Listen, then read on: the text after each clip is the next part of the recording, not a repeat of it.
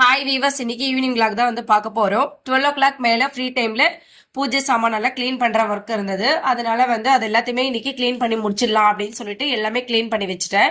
எல்லாமே ரொம்ப டீப்பா கிளீன் பண்ணியிருக்கேன். 1 month போல ஆயிடுச்சு கிளீன் பண்ணி. மேலோட்டமா கிளீன் பண்ணுவேன், டீப் கிளீன் எதுவுமே பண்ணல.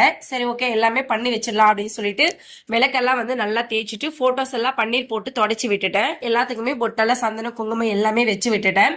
அதுக்கப்புறம் இந்த விளக்கு வந்து புதுசா இப்போ ஓம் விளக்கு வாங்கியிருக்கேன். நெக்ஸ்ட் வந்து அந்த ஒர்க்கு முடிச்சுட்டு அதுக்கப்புறம் வந்து கிளாசரி வாங்குறதுக்காக வந்து கிளம்பிட்டேன். அங்க வந்து இந்த புங்க மரம் இருந்துச்சு, ரொம்ப அழகா இருந்துச்சு பாக்குறதுக்கே. வந்து சின்னதாவும் இருந்துச்சு. கட்டிங்ஸ் வந்து ரொம்ப ஷார்ட்டா நல்லா பண்ணியிருந்தாங்க. நான் ரெகுலரா வந்து ஒரு 10 years கிட்ட வந்து இந்த கடையில தான் வந்து கிராசரிஸ் எல்லாம் வாங்குறேன். எனக்கு அங்க வாங்கினாதான் வந்து சாட்டிஸ்பேக்ஷனா இருக்கும். எல்லா ஒர்க்கும் முடிச்சுட்டு வீட்டுக்கு வர்றதுக்குள்ள ஒரு 4:30 போல ஆயிடுச்சு. ஒரு 1/2 hour மட்டும் ரெஸ்ட் எடுத்துட்டேன். அதுக்கப்புறமா வந்து என்னோட ஒர்க்கை ஸ்டார்ட் பண்ண ஆரம்பிச்சிட்டேன். இன்னைக்கு ஈவினிங் வந்து இஞ்சி டீ தான் வந்து வச்சிருக்கேன். ஃபர்ஸ்ட் வந்த உடனே வந்து இஞ்சி டீ வச்சு குடிச்சிட்டு அதுக்கப்புறம் தான் வந்து நைட்டு டின்னர் ரெடி பண்ணேன். நைட் வந்து டின்னருக்கு ஒயிட் ரைஸ் எப்பவுமே இருக்கும், கொஞ்சமாவது ஒயிட் ரைஸ் இருக்கும். அதுக்கு சாம்பார் வந்து பருப்பு, கத்திரிக்காய், தக்காளி, பச்சை மிளகாய், பூண்டு, வெங்காயம் எல்லாமே ஒன்னா போட்டு ஒரு 5 to 6 விசில் விட்டு எடுத்துக்கோங்க. இந்த சாம்பார் ரெடி ஆயிடும். இன்னைக்கு ரசம் எதுவும் வைக்கல. கூட வந்து தேங்காய் சட்னி தான் வச்சிருக்கோம். தேங்காய், பூண்டு, வெங்காயம், கொத்தமல்லி, கருவேப்பிலை எல்லாம் போட்டு நல்லா மிக்ஸி ஜார்ல ஃபைன் பேஸ்டா அரைச்சு எடுத்தோம்னா தேங்காய் சட்னி ரெடி ஆயிடும்.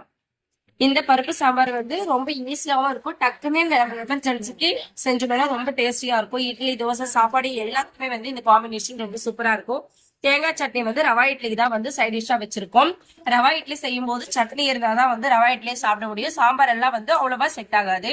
ரவா இட்லி எப்படி செய்யலாம்னு பார்க்கலாம். ரவையை வந்து ஒரு 3 minutes வந்து ரோஸ்ட் பண்ணி வச்சுக்கலாம். ரொம்ப ரோஸ்ட் பண்ண வேணாம், கொஞ்சமா ரோஸ்ட் பண்ணா போதும். ரவா இட்லிக்கு கேரட், வெங்காயம் எல்லாம் அப்படியே டைரக்டா கலந்து விட்டும் வந்து செய்யலாம். நான் இன்னைக்கு வந்து தாளிச்சுட்டு தான் வந்து செய்ய போறேன்.